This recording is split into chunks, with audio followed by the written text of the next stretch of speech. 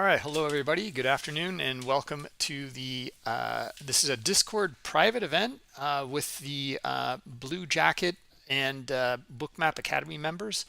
It will be recorded, but it is going to be uploaded later. All right, hello everybody. So um, the event here, well, we have one of our previous Blue Jacket winners and Bookmap Academy member and coach, JEC. Along with Owen here at Bookmap. Is going to be an interview. They're going to go through different trade setups and various things within Bookmap. And then we'll jump into some questions as well. Go through the disclosures in a housekeeping event, and then we'll kick it right off here. General disclosure, all Bookmap limited materials, information, and presentations are for educational purposes only and should not be considered specific investment advice nor recommendations. Risk disclosure, trading futures, equities, and digital currencies involves substantial risk of loss and is not suitable for all investors. Past performance is not necessarily indicative of future results. One more thing. We have a new product for you guys. So it's a trading journal. It won't be available until Monday. However, sign up now. You will have to sign up for this and to get special access to it. Take your phone out and take a screenshot here. Make sure that you fill out the form. You need to put in your license key as well as your email and your Discord username, and then go to the trading room for the trading journal. Download and install it. Great new product we have here, and we're going to build it out quite a bit, and it's going to work really well with the Bookmap Academy. So I'm going to turn it right over to Owen. Just one note, the chat in Discord is going to be in the Bookmap Academy text chat room. Okay, so Owen, take it away. Hi, everyone. Thank you, Bruce. Thank you, Jack, for joining us today. I'm very excited about this event. So let me just briefly introduce myself. I'm Owen. I run the Blue Jacket content competition here at Bookmap, as well as Insights, which is a page of curated content. And Jack is one of the first Blue Jacket winners, actually, and he's also a Bookmap Academy coach. So I wanted to invite him on for this special event we have here, exclusively for Blue Jacket signups and Bookmap Academy members, and just to look at some of his charts from that Blue Jacket competition that he won all those months ago, and the other content that he shared in the community throughout the years, basically, a long time. So yeah, Jack, thank you for taking time out for this. I'm really excited to talk to you. I just want to jump right in with a question, Okay. because when I asked you about this event, you said you want to talk about what you're calling impulsive versus reaction setups or moves. Yeah. Could you maybe explain what that means, what that definition is, and how those two moves differ? So it's kind of a topic that even Bruce talks about often, and it's essentially like when you have a strong move, whether it's a trend over a day or even a short time frame, um, that move is going to wane, and once that wanes, the aggressors flip. And so you could see it really on every level of charting, and you could really see it really well in Bookmap because you're not limited to just a 1 or 2 or a 5 minute candle or whatever. You can zoom in, and you can see this kind of essentially pattern almost consistently. And the reason why I like to do that is because on trend days or days that are trending, it allows me to stay more oriented on the proper side of the market. And we see a lot of times where traders are looking for maybe a mean reversion play. But to kind of show an example really briefly here, let's say this is just a generic trend we're going to draw, right? So let's say our trend is just kind of up the whole day. Well, what we're going to notice here is if, let's say, you're a VPOC trader and you want to trade a mean reversion trade back to VPOC, you might enter a trade here because VPOC is here, and you might think to short back to VPOC. And that's a common thing that we'll see. But this is an uptrend. This is a steady uptrend, right? So mean reversion isn't always the best case. And sometimes it can be a counter trend trade. So one of the reasons why I look at these types of impulse and reactions, and I'll show them, is because it keeps me on the right side of a trade. Longtime traders who are just general technical analyst type traders, they'll only long above VWAP or they'll only short below VWAP kind of trades. That way they're always staying in the trend direction the best they can. This is a similar concept. We actually had a pretty interesting kind of setup in Bookmap. We can see it here today. If we kind of zoom out a little bit, you can see that we've got this large consolidation pattern. And after this consolidation pattern, we develop this uptrend. So here's our consolidation pattern right here. And then we get a final trend direction. And we see a little bit of a pullback. It's still going. And then we finally break out of this trend right here. Now, what that tells me is when we break out of this trend right here, that we basically violated our trend. And I'll refer to this a lot of times with like opening range setups. We have a violation. And when we have a violation, I want to see two things happen. I want to see the violation resolve itself, meaning I want to see us push back to where we were, and I want to see the short-term trend resolve as well. Now, in this particular case, you can see here that not only did we break out of our trend, we pushed back a little bit, and then we continued on down. And this right here is where we can say that basically our micro trend has resolved. So at this point, our pressure to the downside is likely going to cease. So if you're a higher low type trader, you can use this higher low entry here. Here's your entry, your swing low, and there's your higher low. You can use this for a potential long. And I marked this on the chart as I was looking at it today and getting set up because it would have made for a very good entry. And you can see not only did we get that resolution of our macro trend here, our impulse, but we get a continuation that went for 10 more points back to a previous level. So this is what I like to refer to as macro and micro trends specifically about those. And it's once that micro trend, that pullback resolves itself, it's pushing forward and I'm looking back in the long direction. I'm not looking short at this particular time. And that's to sum up an impulse and reactive move. Now, a lot of times it's harder to see. Maybe you can't see it as well on Bookmap. Maybe you're zoomed out. Maybe you like the 30-minute time frames. You can use it on any chart. Okay, you can use it on every single chart pattern. You can use it even in TradingView. You can see our strong uptrend right here. We've still got the violation. We expect this to resolve, and it does. With 5-minute charts, it's a little harder to see that higher low entry though, because you're not looking at that more time aggregate space. And here's where you had that push up, that pull back down, and this is where I marked for that potential entry to go long. So that's an example using time charts. If you're a time chart and you like to have those on the side, I often use my tick charts where I take my trades, and you can see this is how I marked it early, and it's the same concept.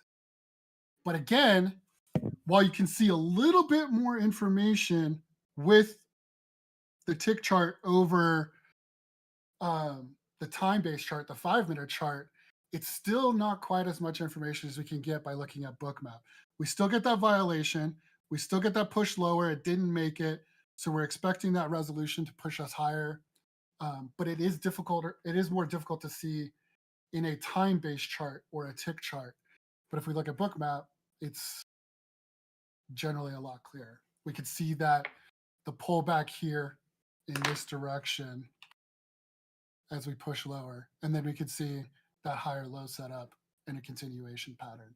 Now there's a couple of different ways to look at this. After you get a resolution, you expect some consolidation. And we could see that in both directions. You can see the consolidation here as we get the resolution, and you can see that consolidation in this general area as well. Hold on, that didn't draw all the way. Right here. So it provides kind of a good insight. Once you get those resolutions, you're expecting consolidation, and then potentially a continuation or a reversal. It depends on which way things are set up. And there's different ways to look at them. If we would have resolved the macro trend first, meaning, give me a second here, let me draw this. If we would have resolved, if we'd have pushed down here and then come back, tested this, and then pushed down here, what I would have expected at that point is more of a consolidation this way and then a push lower. But we pushed lower first. Actually, let me make that red. We pushed lower first, resolved that trend. So my intuition is saying consolidation here and then a push higher. And you can also see we get consolidation right here.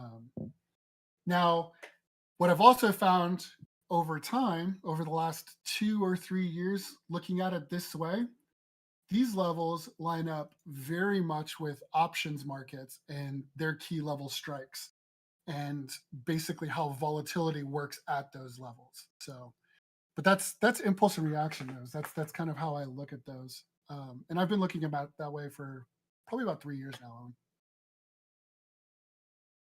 Does that So, answer your Jack, question? would you say it's safe to use the word fractals, the geometrical and mathematical concepts of fractals, trends within trends? Is that kind of the same thing you're You talking definitely about could here? use fractal as it. You got to use it loosely though, because if you're strict with the fractals have like 4 specific sub definitions within them. It doesn't meet every one of them mathematically perfectly. It's kind of like saying that price is mean reverting. It's not technically mean reverting, but we do see aspects of mean reversion within price action itself. So yeah, it would be good to say it's fractal, but kind of more in a loose interpretation as opposed to a strict mathematical interpretation. Okay. Yeah, very interesting. And you can see it at So, every level. The more you zoom in, you can see it. You can see kind of here, there's a similar concept. You can see this forms a little downtrend. You get a break of that downtrend, then you get a resolution. And then what does it do? It comes right back to where the micro trend was. Then you get consolidation and you look for another push lower. Same concept. It's just how you want to look at it. I typically look at 5 minutes, but that's just because of the way footprint reacts. And how I've gotten used to the way footprint kind of interacts. Oh, that was a nasty end of close today. I actually have a footprint of the same time frame. I didn't want to load it up because it can bog down things. But if we look at the footprint, these consolidation areas, we can see high congestion, which is exactly what we would expect. And you can call these, well, they're often called unfinished auctions at that point. These often form high volume nodes in those particular areas or points of peak in a volume profile. I wouldn't be surprised if we took a look at that real quick and saw that exact same thing. So the same things that everybody calls, you can kind of see overlap in so many different areas of trading, which is why I make a point to not criticize people's trades in the way they're trading, because everybody's looking at things differently and we all use different names for stuff. So as long as we're clear on core concepts, good for me. I like that. I'm in agreement with you there, Jack. We're all looking at the same thing. It's just interpretation at the end of the day. Yep. And it's our risk, right? So we're just about minimizing as much risk as possible. So Yeah, spot on. Yeah, that's continue. impulse and reaction though. Okay. And so you mentioned footprint there. So you did when you went from footprint to the heat map, you say there's overlap, but how did your trading change when you moved from footprint to the heat map? So for me, I look at specific things within footprint typically. When I was using it very heavily, I would look at absorption, exhaustion, and essentially those large volume areas, those high volume nodes. And I want to make sure that price within the footprint is matching my expectations. So as we push to an area that previously had a lot of volume in it, I expect a lot of back and forth buy and sell aggression to form there. If it doesn't, then my bias is wrong and I need to reevaluate that. And I look through the day consistently, kind of going forward in that same process. And that's kind of the reason why the look back for the impulse and reactions is such a big deal to me, is because we hear so often, look left in our charts. Don't get caught up with just what's happening right now. Look what happened before. Because as we revisit those areas, did it happen again? That gives us insight into what may happen if we push higher or if we push lower. I have some expectations there. If we know that there was a large iceberg lower and we didn't resolve that iceberg, I might be looking to take something in a mean reversion short back to that iceberg, as sell aggression might lead us in that direction if I have a setup. And that particular setup is something that Trader HE and myself coined orphaned icebergs. And Crash F16, he labels it surfer icebergs. And it's just one of those things that it's an insight that 3 separate traders all came to, all on their own, and then have seen good results with it. So it's interesting.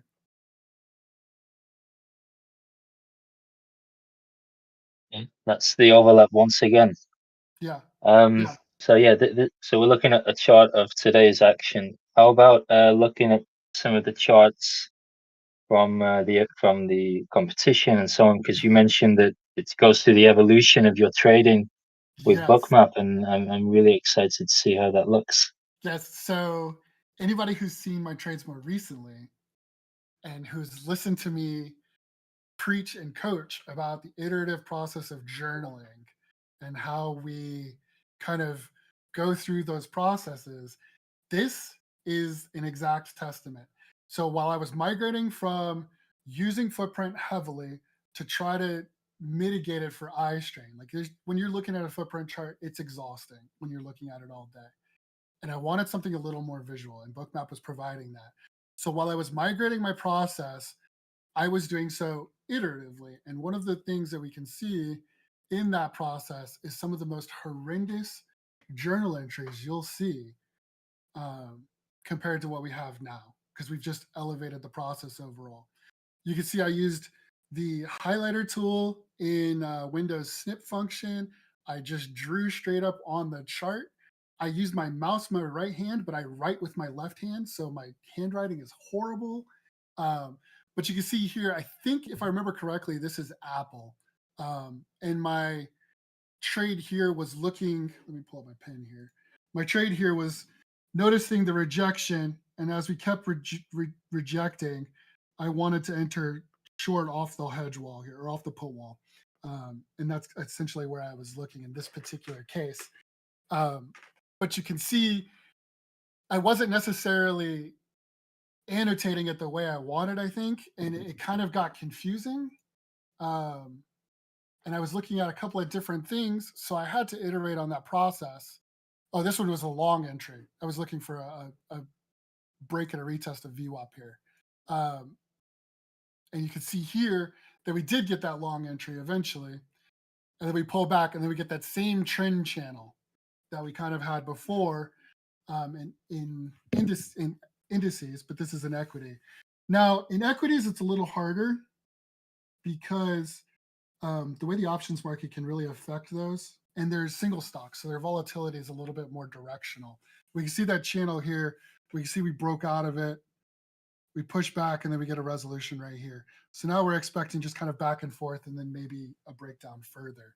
I don't remember exactly what happened after that, but essentially my trade was to get back to midline from the opening range after the failure and the retest.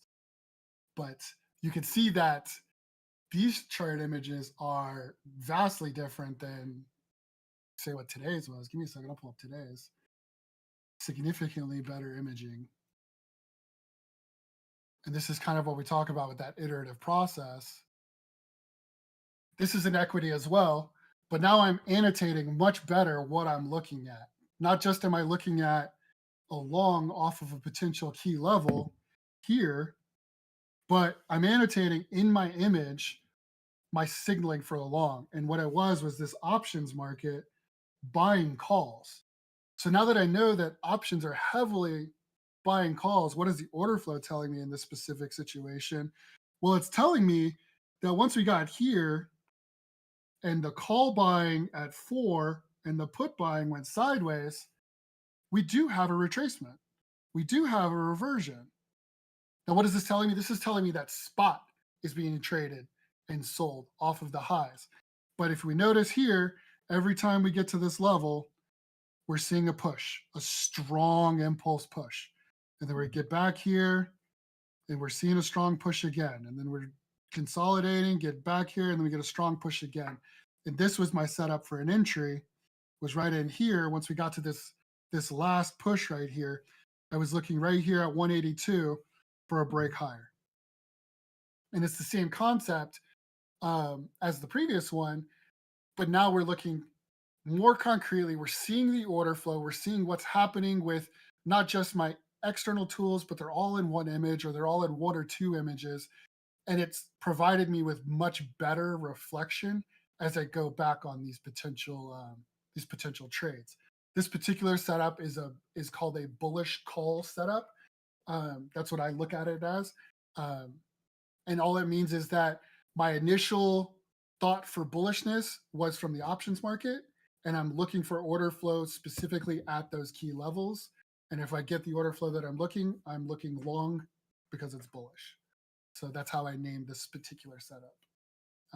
But you can see the iteration of the two just in essentially a year. I think this was in February, this initial one. Let's clear those drawings. This initial one. And it's just significantly less from a journaling perspective. This provides me really no value to go back and reflect on. I didn't annotate exactly what I was thinking. I don't know what I was looking at externally to this. I was just looking at basic liquidity and wrote it down. This was when I still had time and sales on equities up as well. And I don't really use that as much anymore. I use the passive liquidity in Bookmap more. What kind of time frame are we talking about here between these two charts? Like how long was this iterative I want to process? say this is a full year. I think that so I made my migration over Christmas during the lull last year. And I want to say that it was the February Blue Jacket competition that I started really like annotating stuff. But my first few entries, I wasn't really describing it very well. And then you could see, even in the Blue Jacket channel, because it's an archive, you could go back and see some of those posts and you could see how they changed over time. Especially on trend days. I feel like we haven't had a trend day in almost a year now at this point, though. Everything just rockets in one direction. But yeah, I would say it's about a year. I can go look, actually. Okay, very, very interesting. And I don't want to go too deep into this topic right now because I want to save it for later if we have time. But have you also changed the kind of metrics that you track as well in your journaling, other than the setups and order flow? Have you I track started my adding? Yeah. win loss and those performance metrics based on strategy types. And what that allows me to do, and this will kind of lend to a later topic a little bit, is it allows me to isolate specific strategies and specific things. Now, sometimes I kind of consolidate those to some degree, like a bullish call. I might look at as a vol supply setup, and I might combine the two of those because they're very similar in those aspects, and I'll combine those metrics. But for things like opening range or initial balance setups, those are specific metrics that I keep track for just those, and I keep track of them every quarter and annual stuff. So, but yeah, I don't really consolidate all the metrics in one thing. I look at each one because each strategy is relatively different and unique. So I want to keep track of them individually. That'll also help me see where things are going wrong. If one strategy is working only 50% of the time, but overall it's not a huge portion of my trade strategies, then it's not going to impact the overall percentage very much. But if I keep track of that individual strategy, I can see that this is not a very good strategy or it's very risky. And maybe there's an error there that I should look at from a risk management standpoint. Maybe I'm taking too much risk for what my expectations are in a movement. So that's why I keep them separate. Yeah, cool. Great. So let's move on to the next chart, maybe. Yeah. So this is one that was obviously much better. There's still some differences here. As you can see, I don't have my stops and icebergs aggregated nearly as well.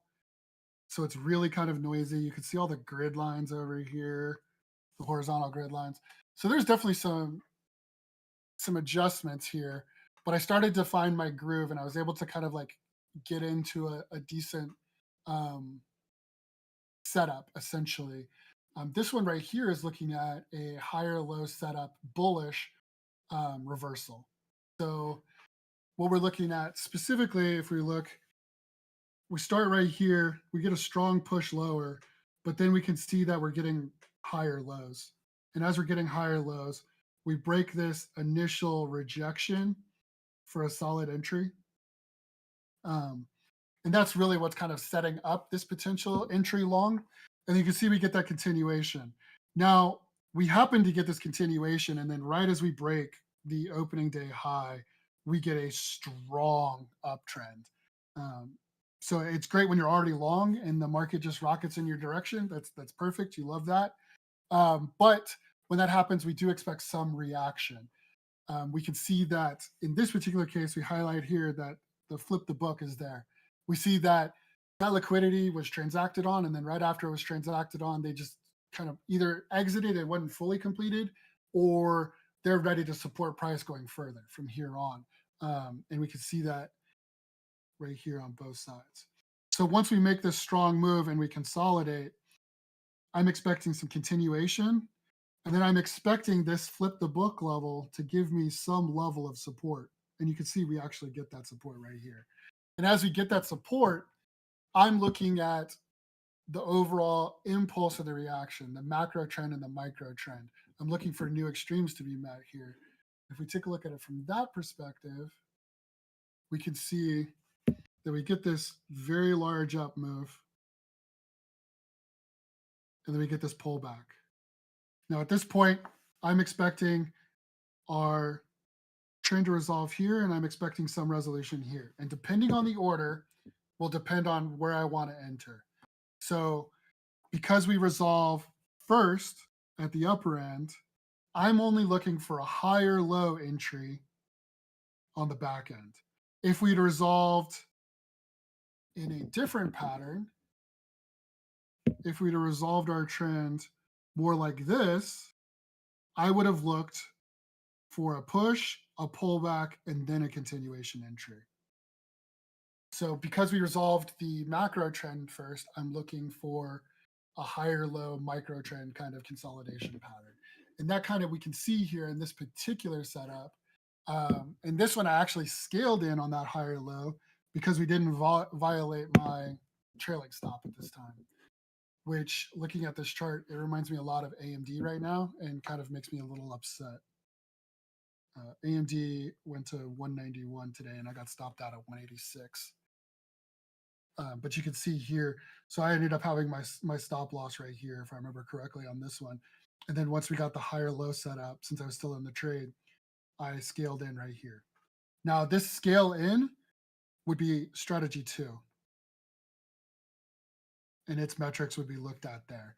Whereas this initial entry, well, this entry way down here, but this continuation of that initial entry would be the initial strategy. And that's what I would have been looking at. It would have been another higher low. And that allows me to keep track of both of these. So if I go back and I see that, when I scale into these, I lose money. So I shouldn't scale in because you're averaging your cost up at that point. I shouldn't scale in.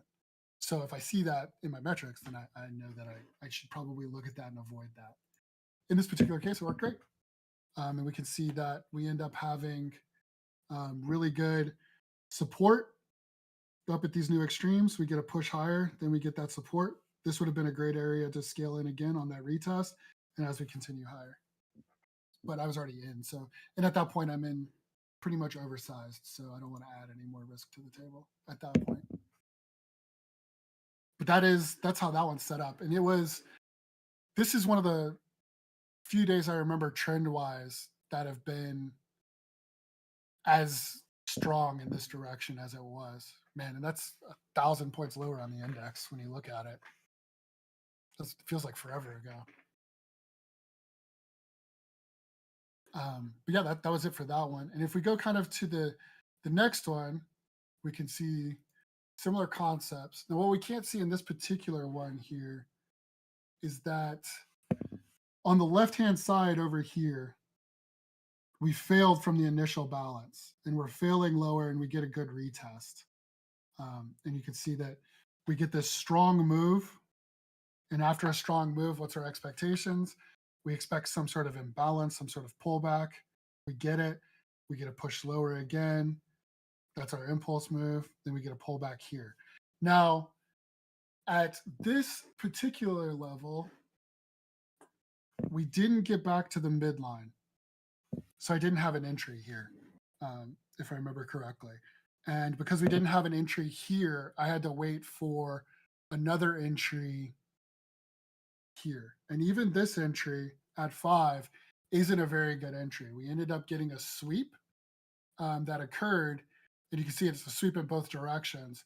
Technically, this was against the strategy that I would have used.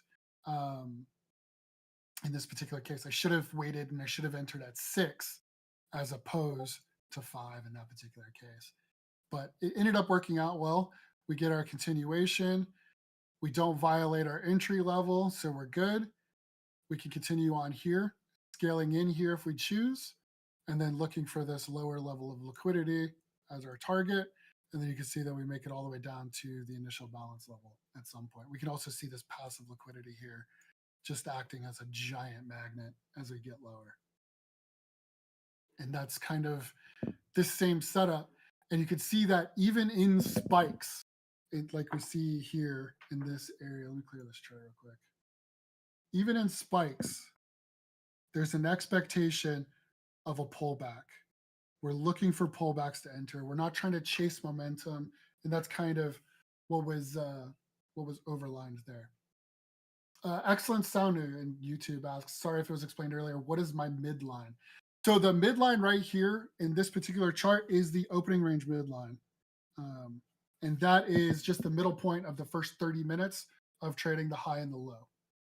And I use that specifically for entry setups. I'll use that as an entry or exit condition. If we're breaking down and I would have entered here, I would have used this as a scale, and then this is a further scale, and then a runner would have been left for below. And if we would have set up like 3, if this was back at the midline and we would have got a good clean retest there, that would have been that as well. The blue dashed line was another question, Aristotle. That is a correlation to NQ in this one. So this looks at a correlation on a decaying 5-minute interval within correlation tracker.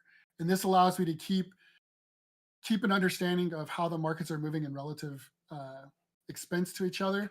And here's a great example right here on this chart, actually. So we see this strong move right here in NQ. However, we don't see as strong of a move in ES. So there's going to be some reversion between the two. And in this particular case, we expect that reversion to be a consolidating pattern, because while it is strong, we can see that NQ immediately starts to consolidate and pull back. So we expect the same in ES before any potential trend continuation or redirection in this case. But great question. I appreciate that question. It's a really good one.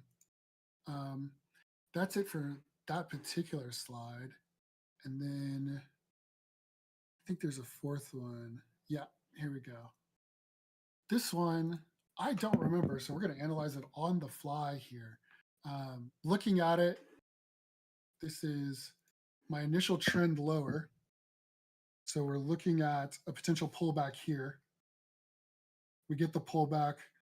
We get some resolution here, and we can see we've got those higher, in this case, it's higher low or lower highs as opposed to higher lows. So now we're looking for potential continuation back in our initial direction At this point, we're expecting some consolidation. We get good support, and this provides our entry right here in this particular case, because our macro direction was to the downside. We had a violation to the upside. It petered out.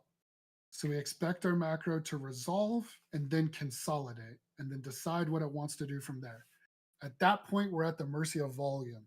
So it can be the most difficult time to enter a trade, but we can see that we get a good pullback to that high volume node, which is what this is. And from there, we get the volume that we would expect at the edge of a high volume node for our entry shorter. And we continue on our trade. This also shows really great liquidity, just kind of stair stepping your way down. I feel like I haven't seen this in the market in quite a while for the index. Anytime you see this, you're genuinely very excited if you're already in the short and you're already risk neutral, because you can be patient and just let this work its way down with volume. And by letting it kind of work its way down with volume, you can get pretty low. And I ended up getting stopped out right here from this particular trade. Based on what this is telling me, it would have been stopped on that pullback right there. Now, that's a tough pullback, because if we look a little closer in it, let me zoom in on this a little bit here.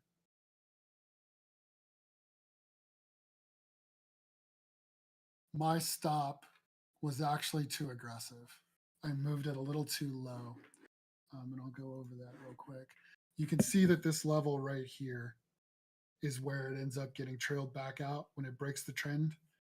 If I'd have had my stop properly placed right here, I was probably aggressive in following the trend line in this particular case, and that's probably why I got stopped out. But looking at it and reflecting on it, that level looks really good, and it was a really good hold by price, and it probably continued lower.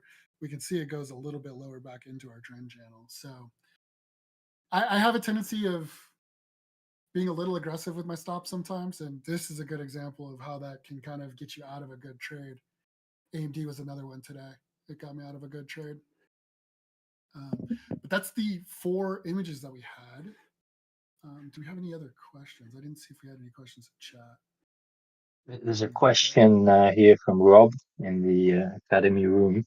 He's Okay, asking, yes. what habits or routines do you credit for having the most impact on your trading performance? Journaling definitely seems like one of them. Journaling is probably the most impactful thing. Reflection is probably the other one. You're in this business. If you're trading and you're trading consistently and you have setups that you like, you feel that they are confident setups, and you have confidence in those setups, at that point, the most important thing is reflection. You need to be objective with yourself at all times, because if you can maintain that kind of emotional balance of objectivity, you can allow yourself to be a little bit more or less aggressive. And you know, at the end of the day, that you trust yourself. So regardless of if you had a losing day of, let's say you lost $400 one day, you know that you trust yourself, you trust your insights, you trust your reflection, your process overall. Aside from that, the thing that I utilize most is I accept all risk when I enter a trade, whether I win or lose that trade. And one of the most important things that I look forward to is reducing that risk whenever possible. So if we get a move in my direction, I take my profits at my targets. My targets are predefined. If I'm entering this right here is the opening range window for a previous day. If I were to enter long in this particular day right here at this entry, I know no matter what, I'm taking profit at the midline as long as my range is reasonably wide. And in this case, it's 10 points. It's not reasonably wide, but it's okay. We don't mind it. It's a good 5-point winner. We'll leave it. And then I know my next profit target is going to be up here at the opening range high. And I usually shave it by 3 ticks. I'm okay with shorting it a couple of ticks. Scott mentioned this in one of his webinars a couple of days ago. You'll notice it'll get to like 1 tick shy of an ATR and then just come back on you.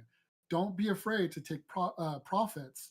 And if you can, have your strategies available to do so. Remember, you're trading a leveraged product. 1 point for one contract in ES is $50.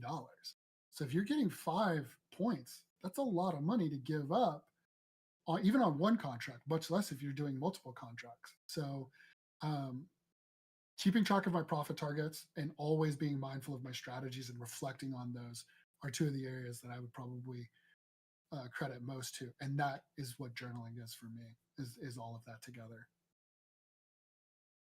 That's a great question, though. Yeah. Does anybody else have any questions? Great question. Yeah, keep your questions coming in, guys. We still have some time here, so Yep. great questions. Keep them coming. We'll show One you one a kind of beautiful. question Go I ahead. have, Jack, is Go ahead. no, go No, ahead. go ahead. Go Go ahead. ahead. Well, it was just related to. It's not a chart, but from the slide deck, there's a message you had about win rate distributions and so on. A lot of numbers in there, and I was wondering if you could unpack that a bit and walk us through it, because it's not always intuitive to people, and it's definitely connected to journaling and so on. So I'd just be So very grateful. as a little bit of a disclosure, it is napkin math. Okay, there's much better ways to kind of go over this, but I tried to explain a very complex topic in a very short, meaningful kind of insight, and it's right here. If you have the PDF, you can go to the message directly. And essentially, what Luigi was asking at this time was, is there a good P&L forecaster for kind of when you're entering a trade? Now, everybody's strategies are different. Everybody has different risk metrics and how much they're willing to risk and how much they're willing to take for a reward on those risks. Um, so kind of a P&L forecaster, you gotta dial in on your own a little bit and you kind of got to figure it out. But essentially what it comes down to is probabilities as a whole. And what you're looking at is if you have, a 50% win rate, how much does your risk and reward need to be in order to make that 50% win rate profitable, net profitable? Now we can look at, kind of this in more of a easier fashion. And I use the example of a coin toss. It's the most objective example I could come up with off the top of my head at this time, because I thought that the card example would have been way too cumbersome with 52 cards. So if we just look at a coin, you get heads and tails. So if you know that you want a situation where um, you want two tails or two heads, what is that going to be? Well, if you know you have 50%, that means that your probability of getting a tails is 50%, and then you square that, and that gives you a 25% chance that you're going to have two consecutive wins in this particular case, or two particular failures in this particular case. And that's kind of what we were going over here. Now, it kind of gets into a little bit of statistics and stuff like that. But if we look at overall what he said here, if you just want to see what your win rate would be to need a positive P&L, if you had a 50% win rate and you know that, then you know that if you made $2 on every win and $1 on every loss, and you worked that out, then you know that you would win $6 and lose $3. So your net P&L in this case would be a $3 profit. So it's just kind of going over these concepts in a very generic fashion. And there's ways to look at these in hugely different aspects. You can look at these in terms of Sharpe ratios. You can look at these in terms of absolute returns or stacked returns if you're using yield stacking. It gets very, very complex. But essentially, if you're just kind of getting into trading and you want to become profitable at it, what you want to lock in is the win rate that you're able to do with a specific strategy. You've locked down all the variables that you could possibly lock down. What's your win rate when you execute that in your back testing, in your paper trading, and all of those fashions? And is that net profitable? Over the course of the entire time that you've done it, is the P&L green? Then look at it and go, what can I do to reduce my risk? Where were my biggest losses? What can I do to increase my rewards? Where might I have gotten trailed out? Is that acceptable to get trailed out there? Is that something I'm willing to take on from that reward metric by taking those profits off the table?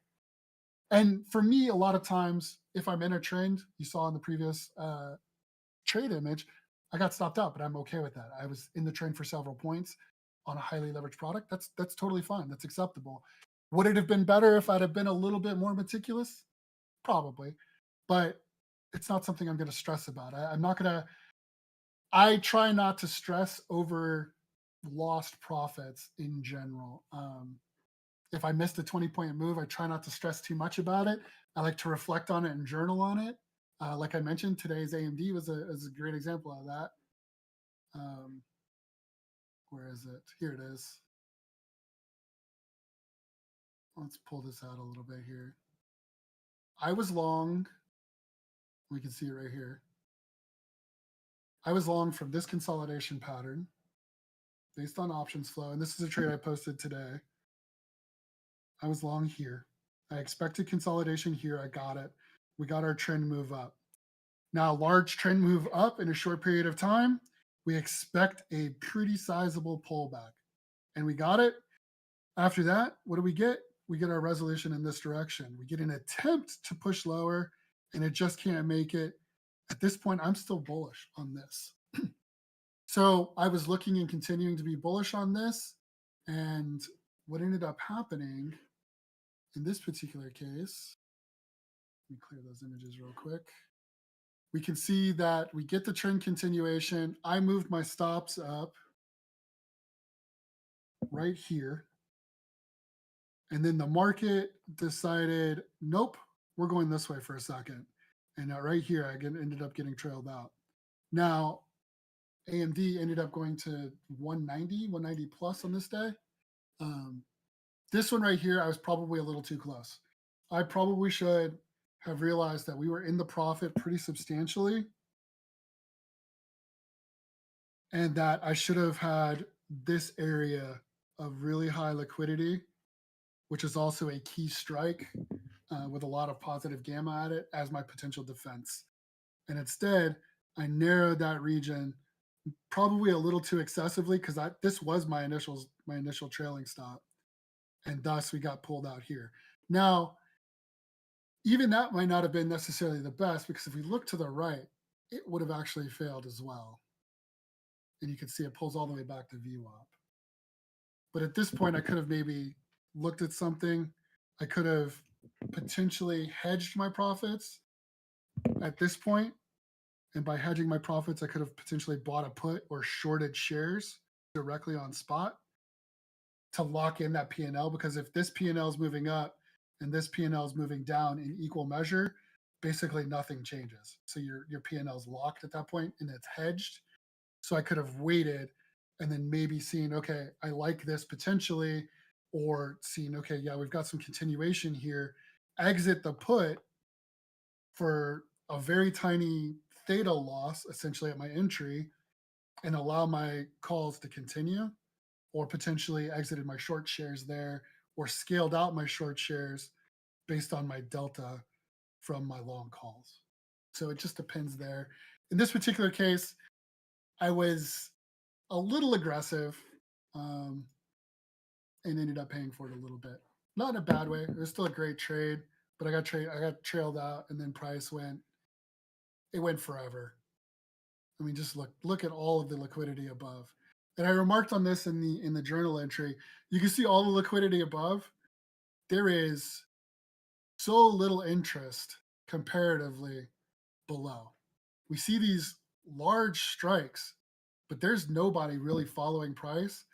But as we move up, we can see everybody is really looking forward to selling at these levels. These are giant magnets. So I should have been paying attention there. Aristotle has a question. Regarding the liquidity line in Bookmap, is that just limit orders or include stop orders as well? Yeah, that's going to be limit orders in the book. You can't see stops in the book because they're basically hidden from order flow. Basically, once a stop is triggered, it's a stop limit order is triggered. It's essentially immediately turned into a market order and processed as that, which is kind of how the stops work in the indicator. They're looking at instantaneous reversals of limit order to market order. essentially. That's a Yeah. very simplified On way of looking futures, at you it. can see that with these stops and icebergs add-on. Yes. Um, yeah. So there's a few more questions here as we wrap up. Let's try and get through them. Bash had a question about NQ. Do you trade it at all, and do the exit targets apply to the same as on the ES? I do trade NQ. I will use futures options for NQ more than NQ contracts. And the reason I'll do that is because at times NQ can be considerably more volatile point to point. And if I enter a contract, you're essentially 100% directional at that point. If I use a futures option, if I get the direction wrong, but I might have confidence in that trade in, let's say, a day or two, maybe there's a macro event or higher vol or something like that, I can utilize an opposite contract with a futures option. So if I'm long a call, maybe I could sell a call at the top, reduce my cost basis in the short term. It moves against me. I buy back that call at a significantly lower value, but I still have my long call from a previous day or so. So I'll use futures options, and I don't generally use 0DTE for NQ specifically. There are setups where if I think that there's an imbalance between the indices, I will use a long and a short position in the two of them. And this is kind of referred to as correlation trading in general. And Trader Pete is really great about that. He really looks at those things. We have great conversations about those. Um, and I'll look at it in those cases. Generally speaking, if I'm going to be in the queues at all, though, I'm going to be long options, um, whether it's long calls or long puts, in a futures option, or potentially long options within the indices itself. Currently, I have a hedged portfolio position in queues at the 434.78 strike. Those are my long puts. And I'm selling weekly puts at 425, 427, somewhere around there to reduce those basis. And those are free after the NVIDIA pop because I went long with NQ futures based on that particular trade. Hey, Jack. Yes, sir. I had a question. You had mentioned about the reflection, and I know you're trading off of different platforms for your stocks and for your futures into different accounts. Yes, sir. But you're taking also trades within Bookmap and trading within Bookmap in simulated environment. Yes. And then reflecting off of that later, maybe in replay mode, or if you can just go through that process and how that's Yeah. helped you. So this process initially started with TradingView. I felt like TradingView was a really solid overall piece of software, and I feel like it had a pretty good overall point. But I was having issues getting the kind of entries and fine tuning some of the mechanics as I migrated from some of those other trading styles, where I was looking at time and sales tape, level 2, and footprint to more organic order flow within Bookmap. So I was noticing that the precision of my entries and my exits was not quite as tight as I would have liked it. So what I started doing was I started using the trading statistics add-on. I've got it closed right now. Wrong button. The trading statistics add-on. Where is it? This one right here.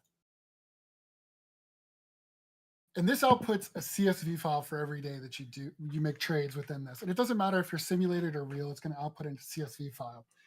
Now I know that the devs are working on in basically giving us a lot more robust trading tools. But even this is still very useful because I can take that CSV file, I can dump it into Python if you're a programmer, or if you just like Excel and you understand Excel, you can dump it into there and you can create a table of these entries and you can label them. So I know that this will have several entries right in here. Let me draw this a little bit here. So we'll have several entries for the day, right? We'll have our entries and exit times and all that stuff. At the end of the day, I'll close Bookmap, I'll open my CSV file, and I'll reflect on my images, and I'll know that maybe this was the opening range trade. This might have been a trend trade. This might have been just a discretionary, I want to go long for whatever reason trade, whatever. And I'll mark those down. and I'll put those in my spreadsheet, and I'll compare how these kind of worked over time, and it will give me. I'll run maybe sharp metrics on them. Maybe I'll look at just risk reward metrics from a generic standpoint. I'll do a lot of that, and this will help me practice those tighter executions that you can kind of get with Bookmap versus, say, a tick chart. I don't know if I have my tick chart still up. I think I closed them. Nope, I have one up still. So, oh, disappeared. There she is. Gotta love it when images go behind other images. So in this particular trade, it's very hard to see because I like the opening range so much. It's very hard to see where in this particular image where that opening range potential long would have been if I wanted to take it. But if we turn around and look in Bookmap at 1312,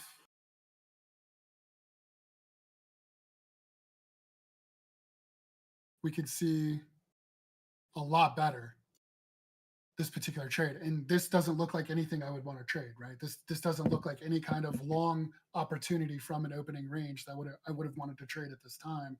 And we can see, okay, this is much cleaner. And that's kind of the advantage of having Bookmap in these cases. So if I was potentially looking at getting long here and I was developing that strategy, I would use it for the simulation purpose.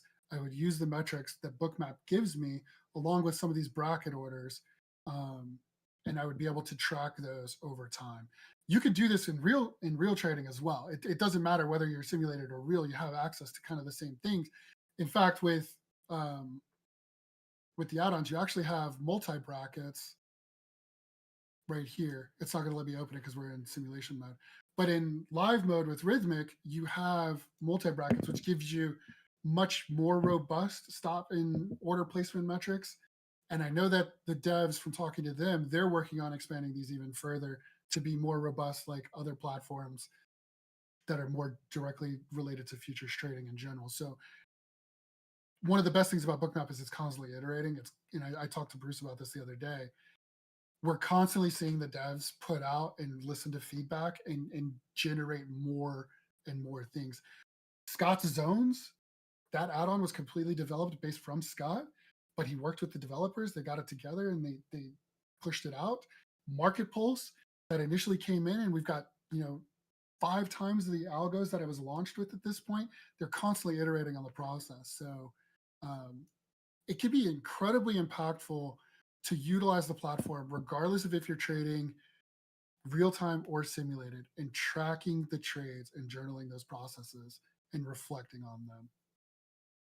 So yeah, that's how I do it. Caesar L had a question in chat. What percentage of my trades are stocks versus futures? Caesar, I don't necessarily have a strict percentage. If I think that the range for the indices market is going to be very narrow, let's say we have very low volatility expectations for the day, I'm going to be looking at more intraday equities specifically.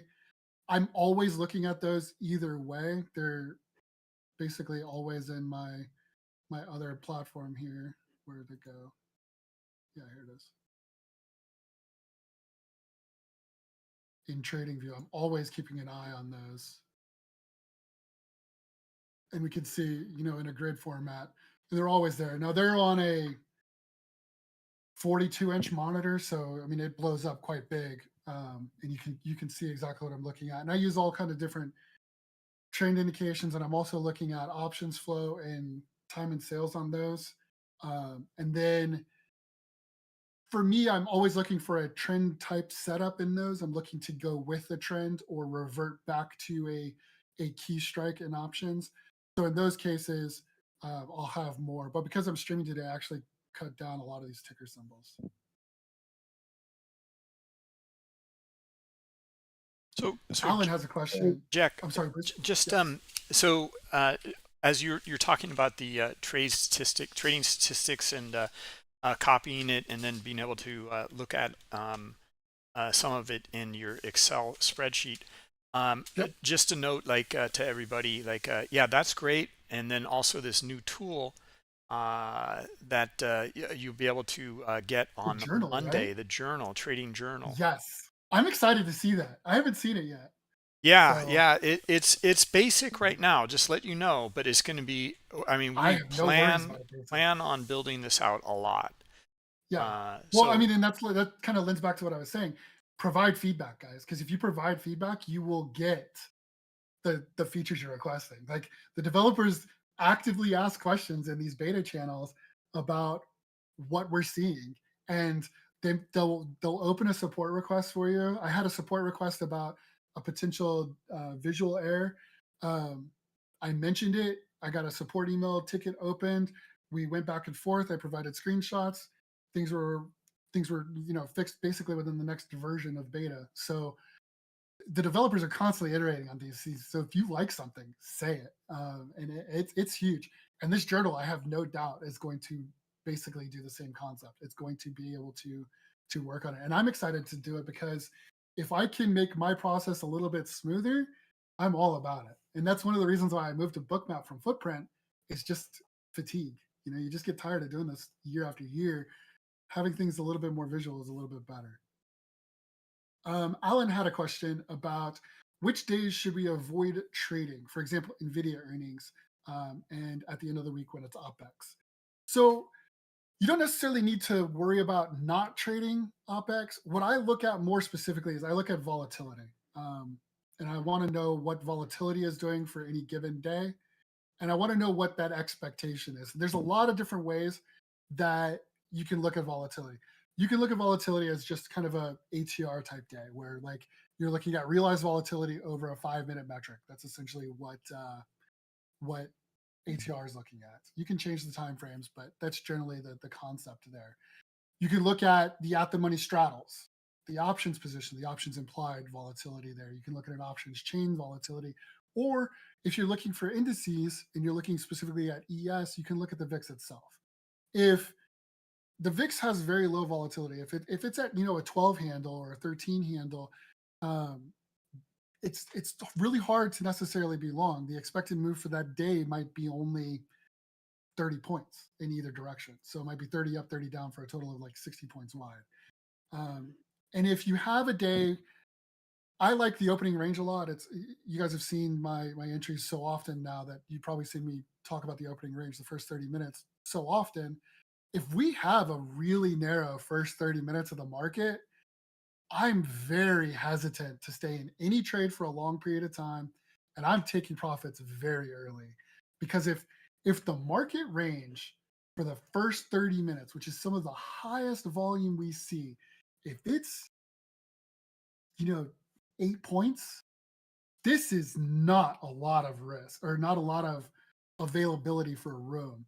So while we might get a blow down or blow off top, if I miss it, I miss it. I'm okay with it because volatility is telling me that we shouldn't get that. And anything outside of that is likely going to be a multi deviation move, like multiple standard deviations. And it's probably going to revert back at some point. So I'm not going to want to be in those trades very long, even if I am in those. And I look at those volatility metrics. Now, in NVIDIA's case specifically, we noticed kind of going into that week, NVIDIA was at like 726.13, I believe. Its at the money straddle was 80 points going into earnings. And it really felt like even during the sell-off that the market was just waiting for NVIDIA earnings.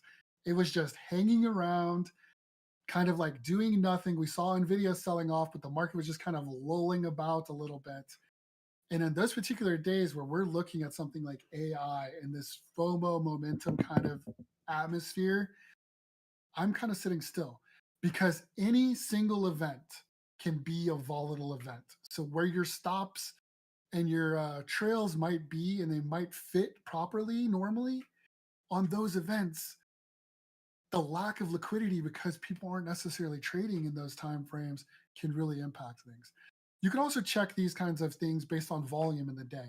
If you notice that so far at this point of the day, we're at like 75% of our volume that we would normally be at, um, maybe it's too low of a volume kind of day. And you'll see a lot of times where we've seen in Bruce's webinar sometimes where price just isn't doing anything. So we got to go look at, currencies, or we got to go look at the euro, dollar, or, something like that, because the ES market is just flat. And that happens at times. So, yeah, Alan, I did take that day off. I was specifically looking at NVIDIA that day. That was all I was looking for. Go ahead, Trader HE. I'll let you type it out. Let's see. Is there, okay, Aristotle asked a question. Is there a way Bookmap can help me see a potential large move coming? Not necessarily tell me the direction, but a potential move in any direction. Yes. A great way to see that is liquidity entering or exiting. If you're starting to see large amounts of liquidity, I know we saw one earlier today. Let's see if I can find it for you real quick. So we can see it kind of in here, right? And this kind of talks back to where we were earlier. We can see that even after we got this top right here and we started rolling off, we can see that that liquidity was in the market the entire time, from the point that we made it up here to the pullback and the push all the way back. This liquidity entering the market, this liquidity also entering the market, this is giving me a very good indication. And if we look to the downside, we don't see that. We don't see anywhere near the level of liquidity entering the market to kind of attract price in that direction around it. Trader HU's question: what is with the whole attention to detail thing that I have so acutely? It is definitely a marine trait. I kind of fixate on specific topics. It really lets me kind of interact with some of these things. It is a caffeine consumer, though. So if you want to have attention to detail, I'm a very big advocate of caffeine. You can have it in tea form, you can have it in coffee form. It doesn't bother me none. But I find that helps me immensely when it comes to attention to detail. And then just kind of the risk kind of aspect, right? I don't mind being more meticulous about the detail because I'm less concerned about specific risk. Because at this point in my trading career, I'm not necessarily trading for a need of profit. I'm trading for a desire of profit. I'm trading for alpha, but it's more for my portfolio as a whole. And it's not from a need of, I need to make rent this week. When you're trading from a point of need, I feel it's more important at those points to take your profits a little bit earlier, reduce your overall risk portfolios, and trade a little bit smaller. You'll see that I trade multiple contracts a lot of times. You can do that in MES. You can drastically reduce your overall risk. Instead of trading one contract in ES, incur a little bit more commission costs, trade 10 contracts in MES, and scale out or scale in as you want. And you've still got your total risk of the same thing. One ES is 10 MES. That allows you to scale in and scale out of trades. That allows you to take your profit a little bit cleaner. And because I do a lot of those things, I'm not necessarily as concerned about those things. So I can focus a little bit more on the specific details. There's not a lot of emotional baggage or worry. I go risk neutral whenever I can. That means that I move my stop basically to my entry so that it's not going to hurt me at all. Or I might move it directly to where if the current trade reverses back on me, where I took profits is where my stop is, equidistant. So that's kind of just having that kind of patience and that kind of more overview aspect, I feel helps me quite a bit. Earl Grey tea is very good as well. I'm a big fan of Earl Grey. Yeah, Jack, I think we might have Yes, to sir. have another follow-up event on, your reflection, debriefing on your trading journaling and also your trade management, because a lot of the things that you just mentioned are just huge topics in themselves. And it's something that I talk about. I try to talk about in the 5 or 6 minutes because we've got so many great people in the academy that we're trying to review and everything. So there's not a lot of time to go over it. But it's the thing that I harp on the most. And for you guys that are out there, and you guys have been the victims of me harping on it. I feel that if you're gonna be in this profession for a long time, if that's your goal, you need to quantify what you're doing. You don't need to like have huge metrics and statistics and back test everything. You don't need to go back and look at 20 years of the market, but you need to, even if it's simulated mode, you need to execute and then reflect on those executions, because in that reflection you can see, am I right or am I wrong? And you can see it in your net P&L, whether that P&L is simulated or not. And I treat every single trade, regardless of if it's simulated or not, I treat it as if it's a real trade. I have an entire TOS account that's dedicated to sim option strategies, and I refuse losses there, and I risk mitigate a lot of those trades the exact same way I do in my own portfolio. And the reason why I do that is because it's the whole kind of, I guess it's more of a boomer mentality of like sports, where you play like you practice. If you don't practice well, you're not going to show up game day and be ready to go. And that's the way I look at it. And I look at everything like that in this environment, because if I'm not practicing and if I'm not working on these things, then it's hard to improve. I sit at the computer every day too, regardless of what I'm doing. I might be gone or something. I might be doing other things, but I will look at the markets every single day and I will reflect on what's going on in them, because that narrative, keeping up with the markets and everything else, is really impactful. When I take vacation or I'm gone for vacation, I don't trade the first day I'm back usually.